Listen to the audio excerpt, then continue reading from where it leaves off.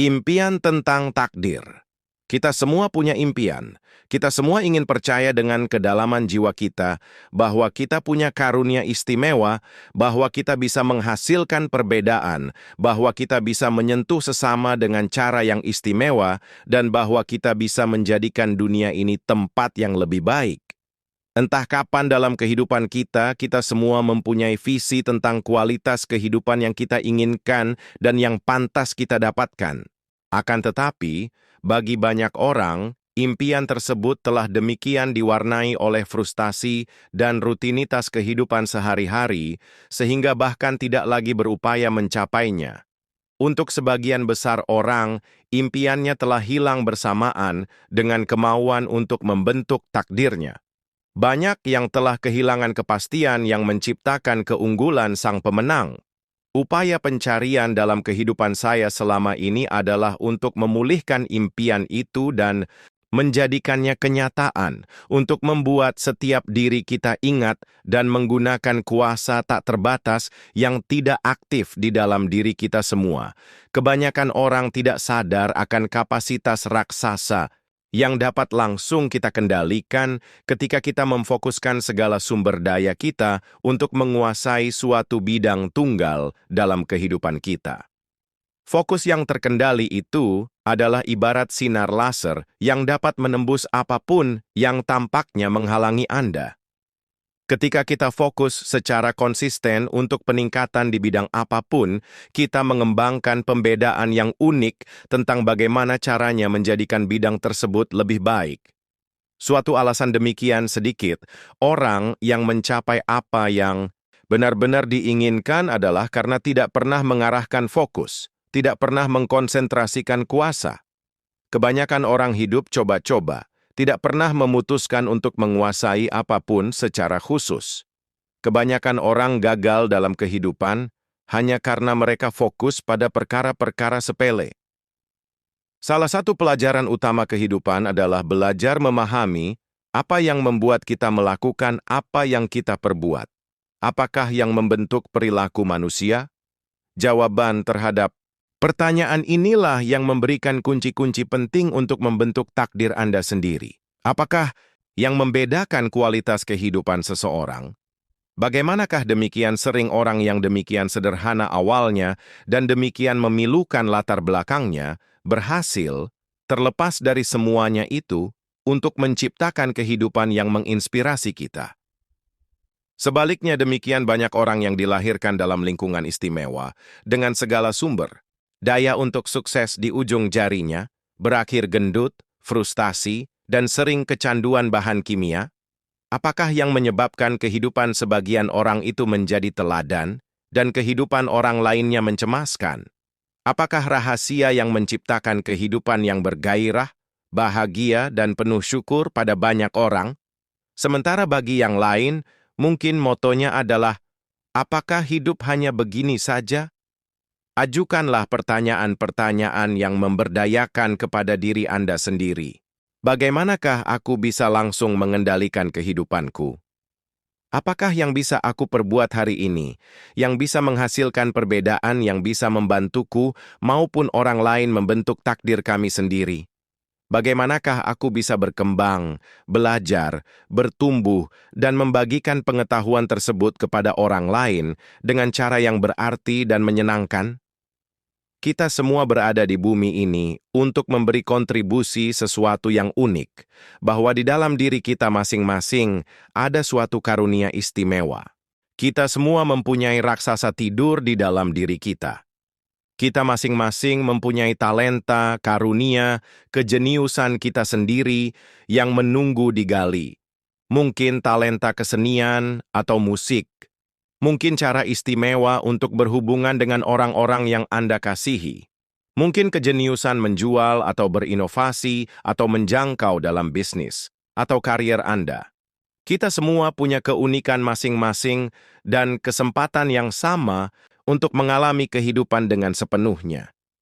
Cara terpenting kita bisa menjalani kehidupan kita adalah dengan menginvestasikannya dalam sesuatu yang akan lebih langgeng daripada kehidupan itu sendiri. Bagaimanapun juga kita harus memberikan kontribusi, entah dalam hal apa, yang akan tetap bertahan lama setelah kita sendiri tiada.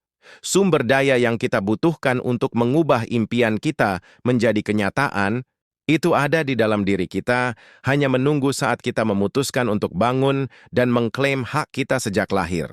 Hasrat Anda untuk berkembanglah yang membawa Anda pada video ini. Tangan yang tidak kelihatanlah yang menuntun Anda. Dimanapun Anda berada dalam kehidupan Anda menginginkan lebih. Seberapa baik prestasi Anda atau seberapa tertantangnya Anda sekarang ini? Dalam diri Anda terdapat keyakinan bahwa pengalaman hidup Anda bisa dan akan jauh lebih besar daripada yang sekarang. Anda ditakdirkan dalam bentuk kebesaran unik Anda sendiri, entah itu sebagai profesional, guru, pengusaha, ibu, atau ayah yang luar biasa. Yang terpenting, bukan saja Anda meyakininya, melainkan juga telah mengambil tindakan. Agar perubahan itu benar-benar bernilai, perubahan harus langgeng dan konsisten. Kita semua pernah mengalami perubahan sesaat, lalu pada akhirnya kecewa. Bahkan, banyak orang mengupayakan perubahan dengan rasa takut dan ngeri, karena secara bawah sadar mereka menganggap perubahan itu hanya sementara sifatnya. Contoh utama dari hal ini adalah seseorang yang perlu berdiet, tetapi menunda-nundanya. Terutama karena secara bawah sadar, ia tahu bahwa kepedihan apapun yang ditanggungnya untuk menciptakan perubahan tersebut hanya akan memberinya imbalan jangka pendek. Saya ingin membagikan 3 prinsip perubahan dasar yang bisa langsung kita gunakan untuk mengubah kehidupan kita. Di samping prinsip-prinsip sederhana, juga luar biasa ampuh ketika diterapkan dengan terampil.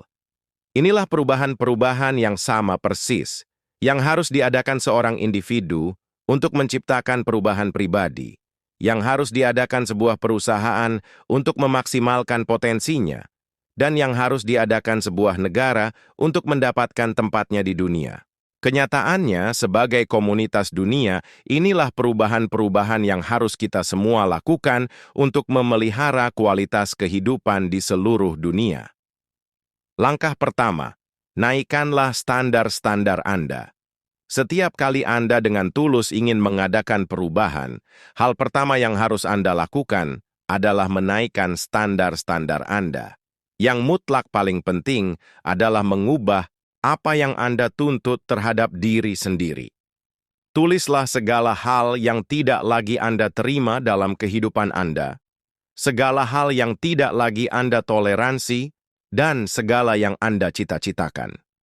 Renungkanlah konsekuensi-konsekuensi jangka panjang yang diakibatkan oleh pria dan wanita yang menaikkan standar-standar mereka dan bertindak menurut standar-standar baru tersebut. Memutuskan bahwa mereka tak akan memberi toleransi yang kurang dari itu. Sejarah mencatat contoh-contoh yang menginspirasi dari orang-orang seperti Leonardo da Vinci, Abraham Lincoln, Helen Keller, Mahatma Gandhi, Martin Luther King Jr., Rosa Parks, Albert Einstein, Soichiro Honda, dan banyak lagi yang lain, yang mengambil langkah yang luar biasa, ampuh, berupa menaikkan standar-standar mereka. Kuasa yang sama, yang tersedia bagi mereka, juga tersedia bagi Anda kalau Anda berani mengklaimnya. Mengubah sebuah organisasi, sebuah perusahaan, sebuah negara, sebuah dunia dimulai dengan langkah sederhana berupa mengubah diri Anda sendiri. Langkah kedua, ubahlah anggapan-anggapan Anda yang membatasi. Jika Anda menaikkan standar-standar Anda, tetapi tidak benar-benar yakin bahwa Anda bisa mencapainya, Anda sudah menyabotase diri sendiri. Anda bahkan tidak akan mencobanya. Anda tidak akan mempunyai kepastian yang memungkinkan Anda menggali kapasitas terdalam yang ada dalam diri Anda. Anggapan-anggapan kita itu ibarat perintah yang tidak dipertanyakan lagi, yang memberitahu kita segalanya apa adanya, apa yang mungkin dan tidak mungkin, apa yang sanggup dan tidak sanggup kita perbuat. Anggapan-anggapan itulah yang membentuk setiap tindakan, setiap pikiran, dan setiap Akibatnya perasaan mengubah sistem yang keyakinan kita. kita itu sangatlah sentral dalam mengadakan perubahan, apapun yang nyata dan langgeng dalam kehidupan kita. Kita harus mengembangkan kepastian bahwa kita sanggup dan pasti memenuhi standar-standar baru itu sebelum benar-benar memenuhinya. Tanpa mengendalikan sistem keyakinan Anda, boleh saja Anda menaikkan standar-standar Anda setinggi mungkin, tetapi Anda tidak akan pernah mempunyai keyakinan yang memadai untuk mendukungnya. Berapa banyakkah yang akan dicapai Gandhi menurut Anda, seandainya ia tidak yakin dengan segala keberadaannya, akan kuasa perlawanan tanpa kekerasan? Keselarasan keyakinannya itulah yang memberinya akses pada sumber-sumber daya batinnya yang memberdayakannya untuk menghadapi tantangan-tantangan yang pasti akan menggoyahkan seseorang yang kurang mempunyai komitmen. Keyakinan-keyakinan yang memberdayakan, kepastian adalah daya di balik sukses besar manapun dalam sejarah. Langkah ketiga, ubahlah strategi Anda. Untuk memelihara komitmen Anda butuh strategi-strategi terbaik untuk mencapai hasil-hasil. Kalau Anda tetapkan standar yang lebih tinggi dan Anda sungguh-sungguh meyakininya, Anda pasti akan menemukan strategi-strateginya. Pasti Anda temukan jalannya. Strategi terbaik dalam hampir setiap kasus adalah menemukan model peran, seseorang yang sudah mendapatkan hasil yang Anda inginkan, lalu menggali pengetahuannya, pelajari apa yang dilakukannya, apa saja keyakinan intinya, dan bagaimana ia berpikir. Bukan saja ini akan menjadikan Anda lebih efektif, melainkan juga akan menghemat banyak waktu Anda sebab Anda tidak lagi perlu menciptakan ulang rodanya. Anda bisa menyempurnakannya, Anda bisa membentuknya ulang, dan mungkin bahkan menjadikannya lebih baik. Dalam kehidupan ini, banyak orang mengetahui apa yang harus diperbuat, tetapi tidak banyak yang benar-benar melaksanakan apa yang mereka ketahui. Mengetahui tidaklah cukup. Anda harus mengambil tindakan. Bersama-sama, kita akan berkonsentrasi pada penguasaan 5 bidang kehidupan yang paling mempengaruhi kita. Penguasaan emosional. Menguasai pelajaran ini saja sudah akan sangat membantu Anda dalam menguasai keempat yang lain. Renungkanlah, mengapa Anda ingin menurunkan berat badan?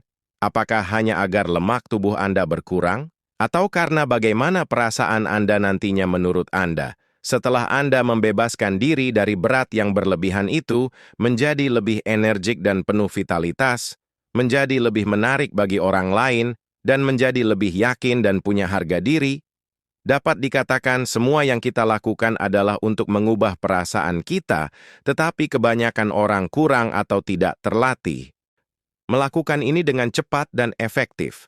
Sungguh menakjubkan betapa sering kita menggunakan inteligensi yang di bawah kendali kita untuk menjerumuskan diri ke dalam kondisi-kondisi emosional yang tidak berakal budi, melupakan sekian banyak talenta hakiki yang sudah kita semua punyai. Terlalu banyak orang yang membiarkan dirinya dipengaruhi kejadian-kejadian luar, yang di luar kuasanya, tidak mengendalikan emosinya sendiri, padahal itu berada dalam kuasanya dan justru bergantung pada obat penyembuh jangka pendek. 2. Penguasaan fisik. Apakah layak mempunyai segala yang Anda impikan, tetapi tidak mempunyai kesehatan fisik untuk dapat menikmatinya? Apakah Anda bangun setiap paginya merasa penuh energi, bertenaga, dan siap menghadapi hari itu? Atau apakah Anda bangun merasa sama lelahnya seperti semalam, badan sakit, dan berat untuk memulainya dari awal lagi? Meminjam istilah dokter abad ke-17, Thomas Moffat, kita menggali kubur. Kita dengan gigi kita sendiri. Sementara kita jejaki tubuh kita dengan makanan-makanan berlemak tinggi yang tak bergizi. Kita racuni sistem kita dengan rokok, alkohol, dan obat-obatan, serta dengan duduk pasif di depan TV. Pelajaran penguasaan kedua ini akan membantu Anda mengendalikan kesehatan fisik Anda, sehingga Anda bukan saja tampak baik, melainkan juga merasa baik, dan mengetahui bahwa Anda memegang kendali dalam kehidupan Anda, dalam tubuh yang memancarkan vitalitas dan memungkinkan Anda untuk mencapai hasil-hasil. 3. Penguasaan hubungan. Selain menguasai emosi dan kesehatan fisik Anda sendiri, tidak ada yang lebih penting daripada belajar menguasai hubungan-hubungan Anda, entah hubungan asmara, keluarga, bisnis, ataupun sosial. Siapa sih yang mau belajar, bertumbuh, dan menjadi sukses serta bahagia sendirian? Pelajaran penguasaan ketiga ini akan menyingkapkan rahasia yang memungkinkan Anda menciptakan hubungan-hubungan berkualitas, firm dengan diri sendiri lalu dengan orang lain. Anda akan mulai dengan menemukan apa yang paling Anda hargai, apa saja harapan-harapan Anda, aturan-aturan yang Anda jadikan pegangan hidup Anda, dan bagaimana hubungan semuanya itu dengan orang lain. Lalu, ketika Anda mencapai penguasaan keterampilan yang sangat penting ini, Anda akan mempelajari bagaimana caranya berhubungan dengan sesama pada tingkatan terdalam dan mendapatkan imbalan berupa sesuatu yang kita semua ingin alami, yaitu rasa mempunyai kontribusi. Mengetahui bahwa kita telah menghasilkan perbedaan dalam kehidupan sesama kita. Sumber daya terbesar adalah hubungan karena hubungan membuka pintu pada setiap sumber daya yang kita butuhkan. Penguasaan pelajaran ini akan memberi Anda sumber daya tak terbatas untuk bertumbuh dan memberikan kontribusi. Tuan 4. Penguasaan keuangan.